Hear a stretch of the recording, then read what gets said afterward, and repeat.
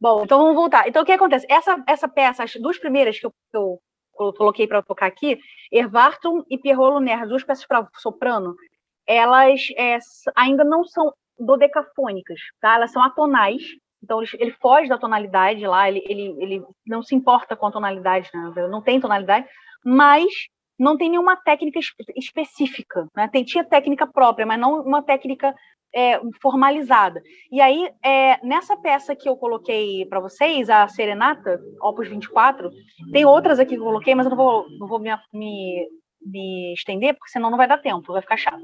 Então, assim, elas já são dodecafônicas, tá? Antes de eu explicar o que é o dodecafonismo, como é que ele funciona e o que tem a ver com matemática, eu coloquei uma listinha aqui de compositores que foram influenciados por Schoenberg e alguns que aprofundaram essa revolução dele. Claro que na época não foi bem recebido pelo público, mas os compositores adoraram. Muitos não gostaram, mas muitos sim. Então, como toda revolução, ela gera... sempre tem pessoas que apoiam, acham sensacional e outras que acham horrível, normal, né? Então, assim, tinha os discípulos dele diretos, que você vai encontrar também peças dodecafônicas dele, são Weber, Anton Weber, Alban Berg, John Cage, que é bem famoso por causa daquela peça lá, o 4 minutos e 33, ele tem muitas outras coisas. Tem muita gente que foi aluno direto do Schoenberg, e teve alguns que não foram alunos, mas até, por exemplo, Stravinsky, no início, ele criticava Schoenberg, mas depois ele acabou se convertendo, né, e aprofundou muito da revolução que Schoenberg trouxe. E tem outras pessoas que fizeram um trabalho teórico também, esse Milton Babbitt, esse cara o segundo aqui, deixa eu aumentar aqui, colocar em tela cheia de novo, ele era um matemático também. Tá? Ele era matemático, além de ser, ele foi um grande compositor, mas ele também ele era matemático, ele não era formado em matemática, mas ele era brilhante, genial, ele chegou a dar aula em colleges assim, de matemática. Tá? Pierre Boulez, que é super famoso, também era regente, tem vários discos assim de Pierre Boulez, as melhores interpretações de Schoenberg são dele. Stockhausen, que é um dos pais da música eletroacústica, vocês devem ter ouvido falar, alguns de vocês devem conhecer. No Brasil, esse cara aqui, o Kohlreuter, ele é bem famoso porque ele trouxe a música dodecafônica para o Brasil, ele apresentou para os compositores brasileiros, ele é alemão, e ele foi professor de várias pessoas famosas, por exemplo, Cláudio Santoro, Guerra Peixe, esses caras que aparecem depois, alguns de vocês devem ter ouvido falar, inclusive de Tom Jobim, tá? Apesar de Tom Jobim ser outra coisa completamente diferente, mas ele foi aluno de Kohlreuter, esse cara teve uma grande influência, ele era mega fã do dodecafonismo, tá? Depois vocês podem procurar, eu tinha baixado aqui também para vocês ouvirem, mas acho que não vai dar tempo, uma peça de Guerra Peixe, mas depois vocês podem procurar, tá? Cláudio Santoro, dodecafônica. Enfim, opa, não era para tirar da tela cheia não, mas tirei sem querer. Enfim, vamos continuar, tá? Então, o que é esse negócio, né? Como é que funciona a técnica do dodecafonismo? Então, 12 sons, a gente sabe, né? A gente que estuda música, a gente sabe que uma oitava tem 12 sons, porque você tem as notas e as notas principais, né? Por exemplo, Dó maior, né? Dó, pegar a escala de Dó maior. Você tem lá Dó, Ré, Mi, Fá, Sol, Lá, Si, e tem as notas intermediárias que, se você contar, então, o temperamento do jeito que a gente estabeleceu no Ocidente, de semitons, então, de meio e meio tom, você vai ter uma nota, e aí o temperamento do jeito que ele é, a gente temperou esse intervalo de oitava, dividiu em 12, e aí você tem 12 notas, que é Dó, Dó sustenido ou Ré bemol, né? Ré sustenido ou Mi bemol, e por aí vai, tá? Então, se você contar tudo, você vai ter 12. E aí, qual é a essência do negócio? Então, essencialmente, né, o básico é que você vai pegar a escala cromática de 12 sons e você vai... Eles faziam isso, né? Então, a ideia é você escolhe do jeito que você quiser, há uma sucessão de notas. Então, por exemplo, aqui eu coloquei no slide, eu coloquei lá, eu posso escolher tocar Lá, Si bemol, Dó, Ré sustenido, Mi, Fá sustenido, Fá, Sol, Lá bemol, Si, Dó sustenido e Ré. Eu usei as 12 notas, se você olhar todas as que eu... Claro, a menos de harmonia, tá? Então, assim, supondo vocês sabem que Fá sustenido é Sol bemol. Então, no nosso temperamento. Então, eu estou pegando aqui as 12 notas, os 12 sons, e colocando eles numa certa ordem que eu escolhi.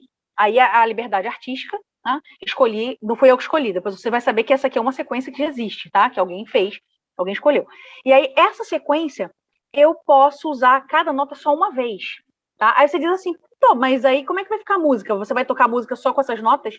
A música vai ser só isso? Não. Aí é que é a graça. Essa aqui é o que a gente chama de série dodecafônica. Tá? Então é a 12-tone row. Em inglês fala 12-tone row, é a série dodecafônica. É a fileira dodecafônica. Fileira de 12 sons. E aí o que acontece? Para a gente poder facilitar, a gente normalmente, aí começa a matemática, a gente associa cada nota a um número, de 0 a 11, tá? Que formam 12 notas, né? 12 números. Então, dó é 0, dó sustenido é 1, ré bemol, aqui eu esqueci de completar, tá? Seria 2, o ré 3, por aí vai, tá? Na verdade, não, perdão. O ré bemol é igual ao dó sustenido. Então, o ré é 2 e aí por sequência. Então, de 0 até 11, você vai ter uma sequência. E aí, só que essa sequência, então, por exemplo, lá tem 9, tá? O lá é associado ao número 9. E aí você vai e forma uma sequência numérica, uma sequência numérica que você vai ter, isso tem consequências, tá? E você pode usar ela de várias formas. Você não vai usar só ela repetindo essa série, você vai fazer outras coisas com ela. Bom, eu não peguei essa série à toa, não fui eu que inventei isso, tá? Na verdade, essa sequência é a que aparece na serenata que a gente acabou de ouvir. Aquela peça lá que tinha clarineta e tal, a gente acabou de ouvir a Opus 24, o quinto movimento, que é essa dança, Tanzen, é justamente essa sequência, tá? Então, ela é baseada nessa sequência. E aí é o seguinte, então, a sequência ficou, que estava escrito no slide anterior, se você representar cada nota por números, então você vai ter lá 9, depois 10, 0, 3, 4, 6, 5, etc, até 2, tá? Bom, ela pode ser representada por esse diagraminha aqui, ó. Eu estou colocando aqui a pauta, né, com as notas, para você saber quais são. Então, tá, o 9 é o lá, o si bemol é 10, o dó é 0 e por aí vai, tá? Essa é a série original dessa música, dessa peça. Então, só que a gente pode representar isso por esse objeto matemático aqui, que a gente chama de grafo, tá? Não sei se a Adriana está por aí, que é minha colega lá da Unirio, ela é doutora em teoria de grafos, tá? Ela sabe, entende isso aqui pra caramba. Então tá aí uma coisa para a Adriana estudar depois, fazer vários artigos sobre a música de Schoenberg, como usar grafos para representar essas coisas, essas propriedades. Então é o seguinte, aqui a gente tem, esse aqui é um grafo direcionado. Então, o que é um grafo? Então, você tem um conjunto de vértices, são esses pontos, que no caso aqui são para a gente as notas, elas são distribuídas como se fosse aqui um dodecágono, tá? Só que eu tirei as arestas do dodecágono, que é aquele polígono regular de 12 vértices, eu tirei e coloquei, então, uma setinha de uma nota para outra, tá? Então, por exemplo, do 9 para o 10 é esse movimento do lá para o si bemol, tá? Aí o 10 para o 0 é porque eu fui do si bemol para dó. E por aí vai. Então, esse movimento no tempo, para mostrar que essa modificação está acontecendo no tempo, você pode usar um grafo direcionado, né? Então, direcionado porque você tem setas, tem direções, tá? Existem grafos que não são direcionados, é toda uma outra teoria, a gente não tem nada a ver aqui, tá? Aqui a gente usa grafos direcionados. E para representar a série original. Mas aí o que acontece? Eu não respondi a pergunta que eu mesma fiz, que vocês devem estar se fazendo, tá? A Bia também sabe, a Bia também conhece, a Bia também é fera. Então aqui,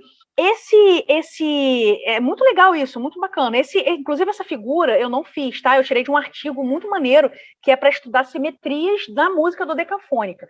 Então o que acontece? Você pode, a pergunta que eu fiz que eu ainda não respondi é que você não vai usar só essa sequência. Senão a música vai ficar muito repetitiva, vocês concordam, né? Vai ficar, imagina, meia hora disso, não tem condição. Então, o que os compositores fazem? Quer dizer, o que o Schoenberg fez? Né? O que ele inventou que você podia fazer? Você pode aplicar algumas operações. Tipo, por exemplo, tocar de trás para frente, ao invés de tocar lá, si bemol, dó, ré sustenido, etc., eu podia começar lá do final, ré natural, dó sustenido, né? Então, desse pedacinho aqui e vir tocar de trás para frente, que a gente chama de retrógrado. Eu posso tocar os intervalos invertidos, então aqui tem uma segunda menor, posso colocar e tocar uma segunda maior, tá? Então, que é a inversão. Então, ele aplica, nas peças, você vai notar, quer dizer, não ouvindo, né, necessariamente, só quem está muito treinado. Mas, assim, se você estudar isso, né, existe toda uma teoria gigantesca disso, e na época ele já propunha isso como a técnica é essa, façam o que vocês quiserem com ela, tá? Eu vou fazer assim. Então, você aplicar operações matemáticas, só que ele não formalizou. Ele pensou matematicamente, mas não formalizou isso. Eu vou tocar desse jeito, eu vou criar a minha peça inteira. Claro, aí tem dinâmica, textura, qual é o arranjo, quais os instrumentos que você está usando. Então, é variado, não é você tocar, tem tempo também, né? Tem a questão do ritmo e tudo. Você pode variar as coisas, mas a altura que você está tocando é essa aqui, tá? A altura é baseada na série original que o compositor determinou. E aí, então, assim, resumindo o que eu falei, então você tem lá, você pode constituir, na série dodecafônica, você pode fazer o que com ela? Você tem a série original, você vai fazer o quê? Você pode tocar ela de trás para frente, e aí, no caso, se você for fazer isso num grafo, naquele grafo lá, as setas ficariam trocadas, né? Você está tocando de trás para frente, então ao invés de ir do 10 para o 9, do 9 para o 10, você está indo de 10 para 9, tá? A série retrógrada nessa, a série invertida, os intervalos invertidos, né? Então, eu tinha falado besteira, né, de segunda menor virar segunda maior, óbvio que não, né? Eu sei disso porque eu viajei aqui. Então, a segunda menor vira uma sétima maior, né? E por aí vai, sempre lembrando que x mais y tem que dar 9, né? A série retrógrada da invertida, que é uma coisa legal que eu vou falar daqui a pouco. Você vai tocar, você inverte os intervalos e toca de trás para frente. Então, você faz a invertida retrógrada, tá? Só que eles chamam de retrógrada invertida. Então, isso eu vou falar daqui a pouco, é uma composição de funções, tá? Mas, enfim, daqui a pouco a gente chega lá.